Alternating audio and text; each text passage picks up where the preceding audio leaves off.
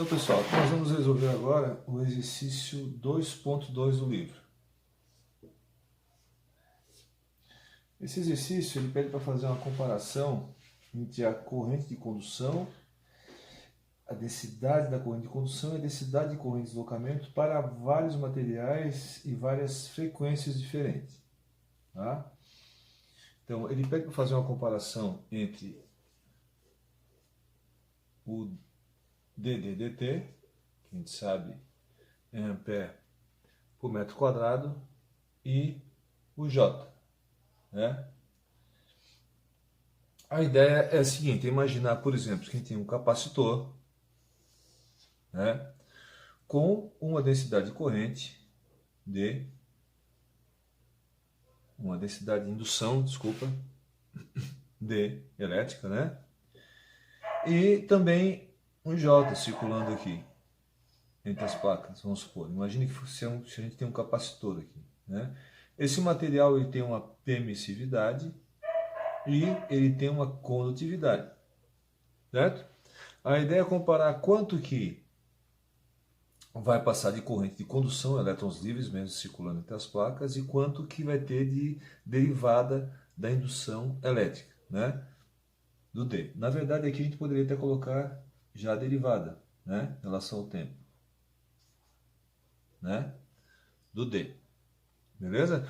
Bom, nós podemos fazer isso usando a forma harmônico-temporal. Note que o dDdt, a gente já viu, J ômega D.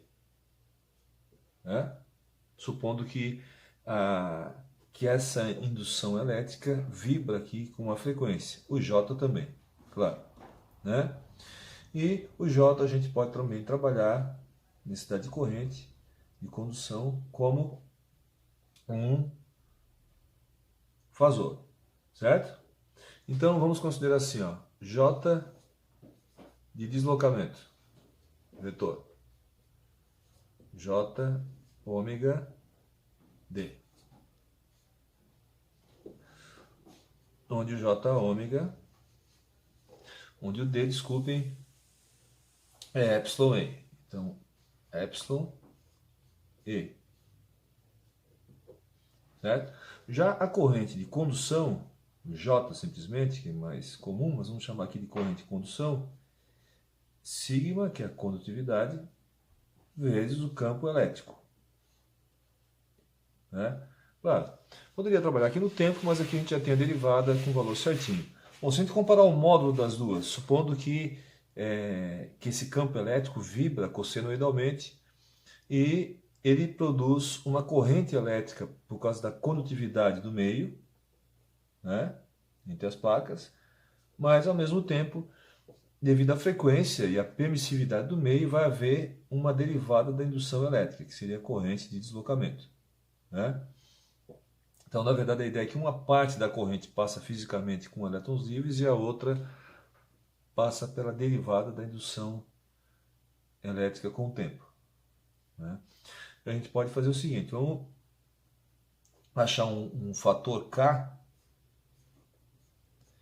que seria o módulo da densidade de corrente de condução sobre o módulo da densidade de corrente de deslocamento. Certo?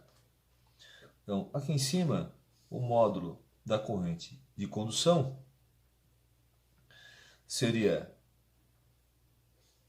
sigma, supondo que meu campo elétrico aqui ele tem um módulo E0, né? Eu posso dizer que o meu campo elétrico E, né, ele é um E0 cosseno de ômega t, por exemplo, né? Vamos supor que eu tivesse aqui a direção I no meu capacitor. Claro que o meu fasor aqui ele teria um módulo E0 e a fase 0, né? Então, o módulo do fasor E ponto, simplesmente é 0, né? Então, o módulo da corrente de condução é sigma E e o módulo do E é 0. Claro que vibrando cossenoidalmente, né? Bom, aqui na corrente de deslocamento a mesma coisa. Só que o módulo, o J, é o complexo, né? Então, o módulo seria ômega, né? Epsilon, e o módulo do campo elétrico é zero. Então, nota, eu posso cortar ε0 com ε0 e eu tenho o valor de K, que é sigma sobre epsilon, ômega epsilon. É claro que o ômega é a frequência, né, pessoal? 2 pi f. Note que o K em cima a gente colocou corrente de condução, embaixo de deslocamento. Tá? Em geral, quando a corrente de condução é muito maior que a corrente de deslocamento, é porque o meio é condutor. Se pelo contrário o meio for isolante, a tendência é a corrente de deslocamento ser muito grande e a corrente de condução ser muito pequena. Então esse conceito de isolante e condutor não leva só em consideração a condutividade, sigma, do meio, mas sim a relação entre a corrente que passaria fisicamente pelo meio, numa certa frequência, e a densidade de corrente de deslocamento. Certo? Então, na verdade, se o K, se ele for maior que 100, podemos dizer que o meio é condutor. Certo? Se o K for menor que 1 sobre 100, 0,01, significa que a corrente de deslocamento é muito maior que a corrente de condução. Portanto, o meio é isolante. Se o meio estiver, né,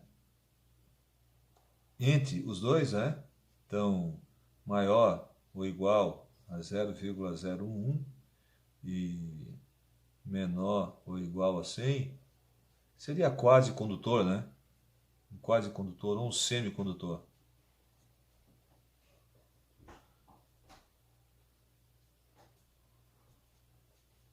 Certo? Bom, no caso do exercício, ele fala ali de vários materiais. O primeiro seria o cobre. Então, aplicando essa expressão aqui, a condutividade que ele dá no exercício, o ômega, que é 2πf, só substituir, e o epsilon, a permissividade, né? Claro que tem que ver a permissividade relativa, podemos encontrar essa relação para cada meio, certo? No caso do cobre, por exemplo,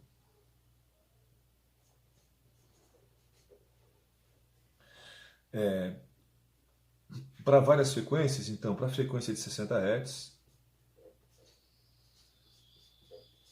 depois para a frequência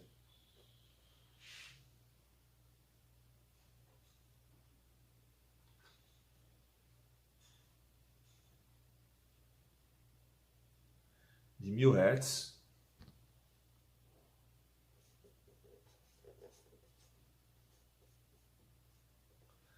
depois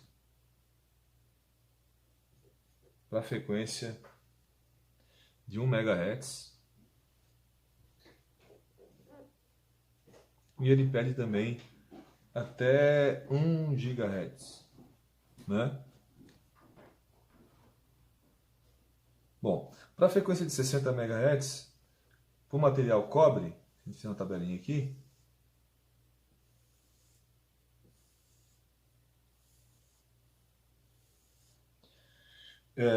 nós vamos ter o seguinte resultado, basta substituir os valores que ele deu ali.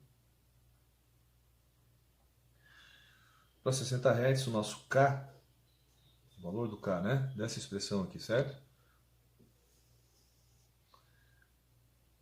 Dá 1,7 vezes 10 na 16. Note, a corrente de condução muito maior que a corrente de deslocamento, muito mais que 100 vezes. Então, o cobre totalmente condutor a 60 Hz, né? A 1000 Hz, 10 na 15, também totalmente condutor. A corrente de condução 10 na 15 vezes maior que a corrente de deslocamento. né? E a 1 MHz eu tenho aqui 10⁻12, certo? Bom,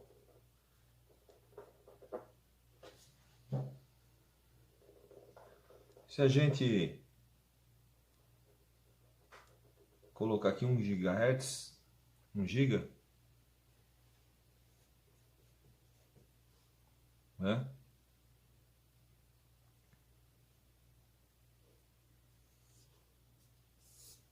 Aqui daria 1 vezes 10⁻9, 10⁻9.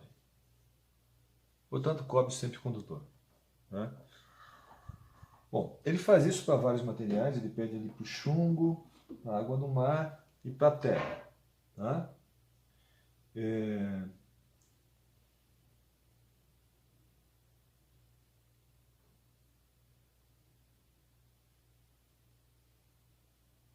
Por exemplo, eu vou fazer aqui, eu vou usar terra aqui, tá?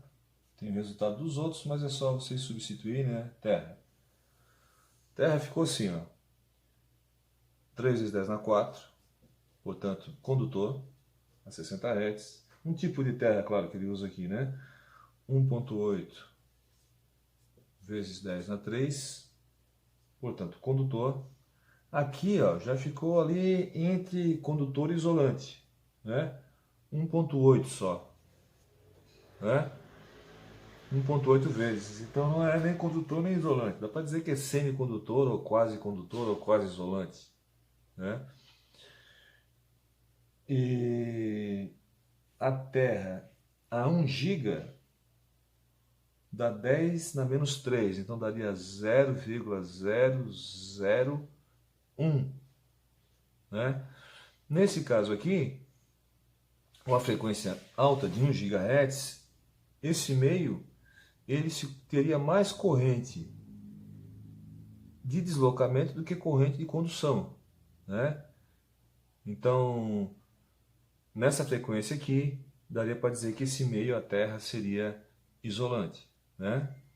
Aqui não daria para dizer se é isolante ou condutor, ficaria entre os dois, e daqui para cima ficaria condutor, né? Mostrando que, na verdade, com a frequência menor, o material tende a ser mais condutor. Com a frequência maior, ele tende a ser mais isolante, mas claro que depende da condutividade do meio. Um material que é interessante a gente perceber é o silício, que é usado para componentes eletrônicos, né? Então, o silício, se a gente fizesse um capacitor de silício ali no meio, né?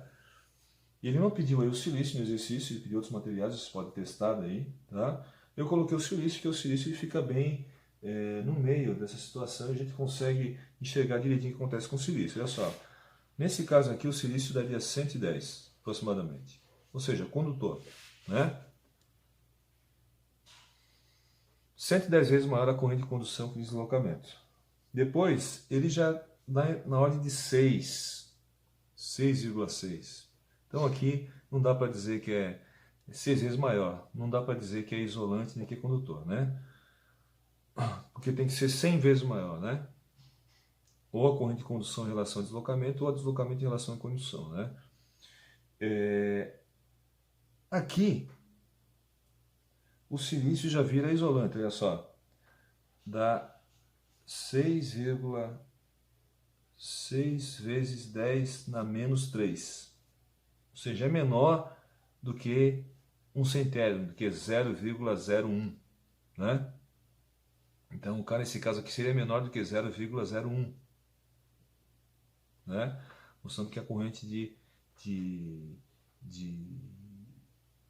deslocamento é bem maior que a de condução. E aqui, bem menor ainda, né? 10⁻6, né? Então, no caso do silício, dá para ver o seguinte, com baixa frequência, nesse caso aqui, daria para dizer que o silício é condutor, né?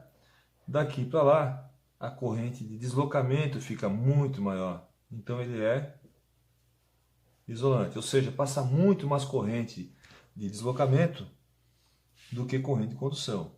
E para essa frequência de 1000 Hz, ele ficaria no meio termo, Ok, pessoal? Então esse probleminha é para a gente entender como é que funciona o meio, né, em relação à corrente de condução e corrente de deslocamento, né? O meio é condutor, se o meio é isolante.